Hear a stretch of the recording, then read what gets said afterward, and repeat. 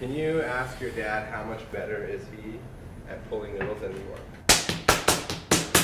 他问我说：“你觉得你比我扯面好几倍？”起码有20倍。About 20 times only? Yeah, of course. I thought it would be like 50 or something.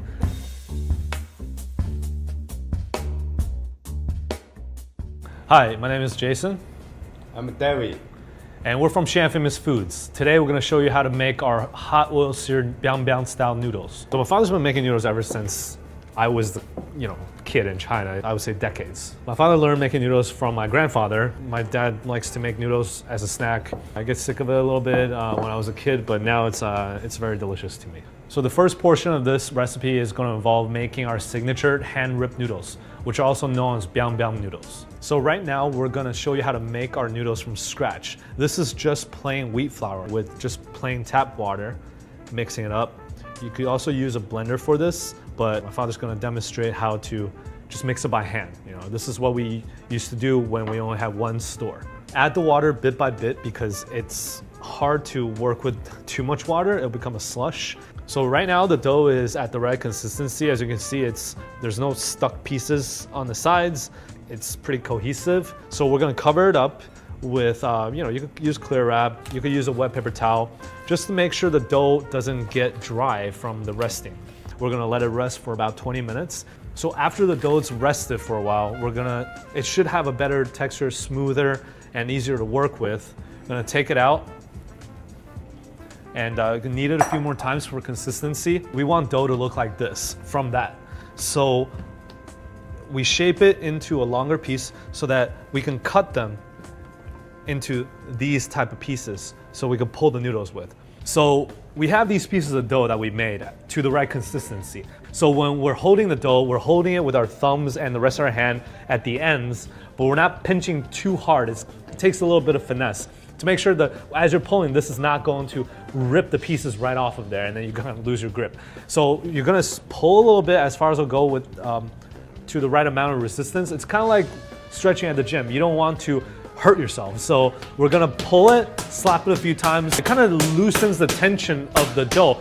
If you're just pulling it straight on force of pulling noodles, more likely it's gonna break. Our noodles always have to be pulled to order because there's no other way to do it with this type of dough. Now we're going to rip the noodles in the middle. So we got our name hand-ripped noodles, kind of like string cheese, pulling it apart. And you can slap it like that if you want to have some fun and put it into a pot of boiling water. The water has to be boiling and the noodle has to go right into the pot.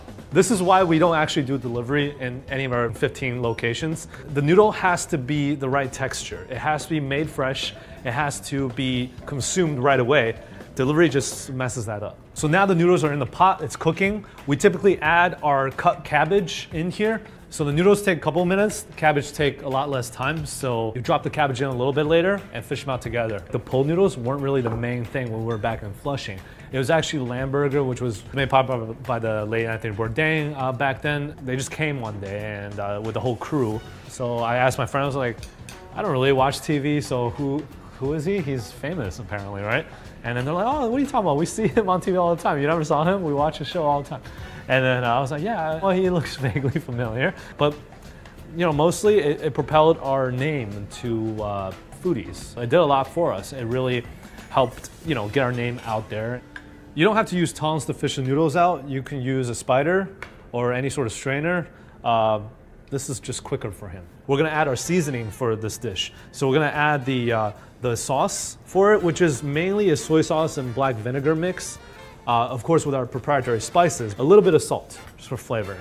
We're going to lay a few aromatic ingredients on top of the dish to get it ready for searing with the hot oil. Scallions and lay it as tightly as possible on the top of the dish. Chopped garlic and freshly ground red chili powder, which is similar to cayenne pepper, as much as you need to taste. The hot oil, we need to heat it up almost to smoking point, and just be careful with the hot oil, don't burn yourselves, and always handle with care.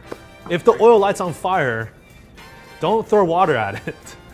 Throw salt at it or fire extinguisher if you have to, but don't throw water at it. So the hot oil is ready and my father's gonna bring it over and he's going to sear the noodles right on top. Yeah, so as you can see, it's sizzling. It's sizzling and all this flavor is coming out. Let it sizzle for a second and mix up the ingredients. You smell the flavors coming out, coming alive from that dish. The garlic, the scallions, and the chili peppers. That's really what the dish is about. So this is our hot oil seared hand-ripped noodles, a signature of our hometown, of my childhood, of our family, and of our business.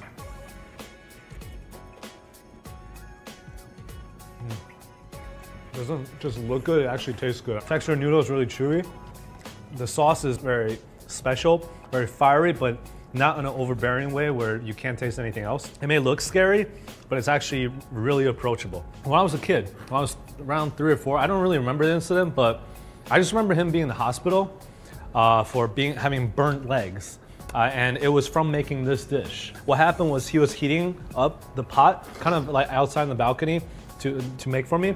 And then it tipped over and fell over his legs. So he had to go to the hospital, and he still has scars on his legs from that. It's so good that you're gonna burn your legs and you're gonna still want to have it again. For the recipe, please click on the description below.